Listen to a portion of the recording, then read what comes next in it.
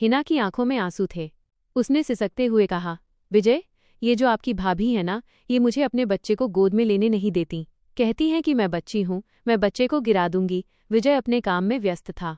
उसने एक तीखी नज़र हिना की तरफ देखी, जिसकी आंखों और हरकतों में हद से ज्यादा बचपना झलक रहा था।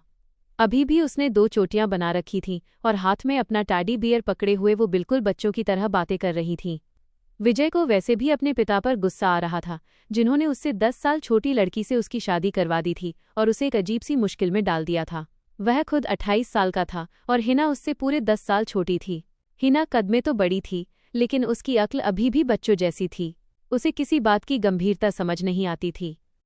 हिना फिर बोली, मुझे नहीं पता विजय, मुझे भी अपना बच्चा चाहिए। रंजना भाभी भी अस्पताल से बच्चा लाई हैं, आप भी मुझे वहीं से बच्चा ला कर दो। विजय ने अपना लैपटॉप बंद किया। उसने सोचा कि इस नासमझ लड़की को कैसे समझाऊं कि बच्चे अस्पताल में बिकते नहीं हैं। उसने मजाक में पूछा, बच्चा चाहिए तुम्हें? 2 उंगलियां दिखाकर हिना बोली, हाँ, मुझे 2 बच्चे चाहिए। विजय उसके करीब आया और धीरे से बोला, बच्चा पाने के लिए बहुत दर्द सहना पड़ता है। सह लोगी तुम? हिना ने मासूमियत से कहा, हाँ, मैं सब सह लूंगी, बस मुझे बच्चा ला दो। विजय के मन में 1 साल से दबी इच्छा जाग उठी। उसने एक नया नाइट गाउन हिना को दिया और कहा, इसे पहनकर आओ, फिर बच्चा मिलेगा। जब हिना वो गाउन पहनकर बाहर आई तो विजय उसे देखता रह गया। वो बहुत खूबसूरत लग रही थी। विजय ने उसकी चोटियां खोल दी और उसे अपने सीने से लगा लिया, लेकिन जैसे ही विजय उसके करीब गया, हिना घबराकर पीछे हट गई और चिल्लाई, विजय, मेरे पेट में दर्द हो रहा है, शायद बच्चा आने वाला है, मुझे अस्पताल ले चलो। विजय का सब्र टूट गया। उसने उसे बिस्तर पर धकेला और कहा, सिर्फ गले मिलने से बच्चा नहीं आता हिना, बहुत कुछ सहना पड़ता है। उस रात विजय ने हिना की मासूमियत और उसके बचपने की परवाह किए बिना उसे अपना बना लिया। हिना रोती रही, लेकिन बच्चे की चाहत में उसने सब सहा। समय बीतता गया। हिना सच में माँ बनने वाली थी। अब उसकी जिंदगी बदल गई थी। उसे हर वक्त उल्टियां होती, पैर सूज जाते और रात भर दर्द रहता। तब विजय रात रात भर जागकर उसके पैर दबाता। वो हिना का बहुत ख्याल रखने लगा था। हिना भी अब विजय से जुड़ने लगी थी। जब 9 महीने पूरे हुए तो हिना को अस्पताल ले जाया गया। दर्द इतना था कि हिना चीख रही थी, मैं मर जाऊंगी विजय, मुझे बचा लो। बच्चा तो पैदा हो गया, लेकिन हिना गहरी बेहोशी कोमा में चली गई। डॉक्टर बोले, हमें नहीं पता इसे होश कब आएगा। 4 महीने बीत गए। विजय रोज अपने बेटे को लेकर हिना के पास जाता। एक दिन बच्चा अपनी माँ के पास लेटा बहुत रो रहा था। बच्चे के रोने की आवाज़ और उसके नन्हे हाथों का स्पर्श जैसे ही हिना को मिला, हिना की आंखों की पुतलियां हिलीं। वो अचानक उठकर बैठ गई और अपने बच्चे को गले लगा लिया। डॉक्टर भी हैरान थे। यह एक माँ की ममता का चमत्कार था। आज हिना और विजय के 2 बच्चे हैं। विजय अब हिना को एक पल के लिए भी खुद से दूर नहीं करता। वो डरता है कि कहीं वो समय वापस ना आ जाए। हिना अस्पताल से घर तो आ गई थी, लेकिन वो पहले वाली हिना नहीं रही थी। कोमा से जागने के बाद उसके शरीर में बहुत कमजोरी थी। विजय उसे गोद में उठाकर कमरे तक लाया। कमरे में पहुंचते ही हिना की नज़र उस कोने पर पड़ी जहां उसका पुराना टैडी बेयर रखा था। वो उसे देखकर मुस्कुराई, लेकिन फिर उसकी नज़र पालने में सो रहे अपने नन्हे बेटे आरव पर पड़ी। उसने टैडी बेयर को छोड़कर अपने बेटे को हाथ में लिया। विजय ये सब देख रहा था। उसने देखा कि जो लड़की पहले खुद खिलौनों के लिए रोती थी, आज वो अपने बच्चे की एक आहट पर घबरा जाती थी। एक दिन घर में मेहमान आए थे। रंजना भाभी अब भी हिना को नीचा दिखाने का कोई मौका नहीं छोड़ती थी।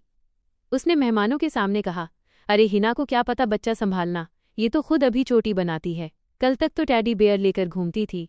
हिना ने पहली बार पलटकर जवाब दिया। उसने शांति से कहा, भाभी, टैडी बेयर मेरा बचपना था, लेकिन ये बच्चा मेरा वजूद है। माँ बनने के लिए उम्र नहीं, दिल की ज़रूरत होती है, और वो दर्द जो मैंने इसे पाने के लिए सहा है, उसने मुझे सब सिखा दिया। रंजना का मुंह उतर गया और विजय जो दरवाजे पर खड़ा यह सुन रहा था, उसका सीना गर्व से चौड़ा हो गया। विजय अब हिना को सिर्फ अपनी पत्नी नहीं, बल्कि अपने घर की इज्जत और अपने बच्चे की माँ के रूप में पूजने लगा था। एक रात जब आरव सो नहीं रहा था, हिना उसे लोरी सुना रही थी। विजय ऑफिस से थका हुआ आया और चुपचाप हिना के पास बैठ गया। विजय ने हिना का हाथ अपने हाथ में लिया और कहा, हिना, मुझे माफ़ कर दो। शादी के शुरुआती दिनों में मैंने तुम्हारे साथ बहुत सख्ती की। मैं तुम्हें समझ नहीं पाया। हिना ने मासूमियत से कहा, विजय, अगर आप सख्त नहीं होते तो शायद मुझे बच्चा कभी नहीं मिलता।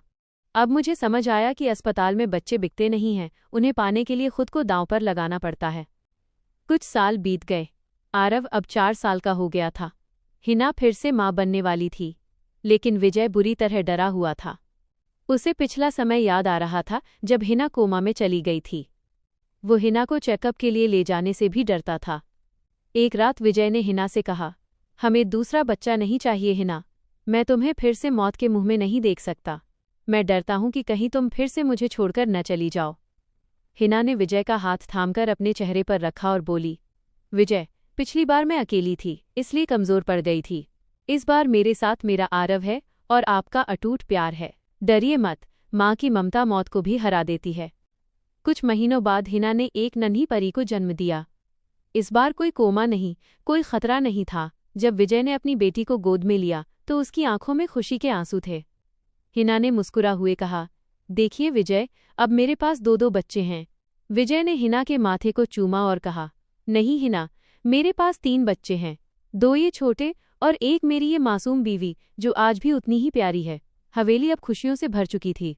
रंजना भाभी भी अब हिना की इज्जत करने लगी थीं। हिना ने अपने बचपने को अपनी ताकत बना लिया था। तो दोस्तों, ये थी हिना और विजय की पूरी कहानी। ममता की ताकत ने कैसे एक मासूम लड़की को एक मजबूत मां बना दिया। मिलते हैं अगली कहानी में, तब तक के लिए अपना ख्याल रखें।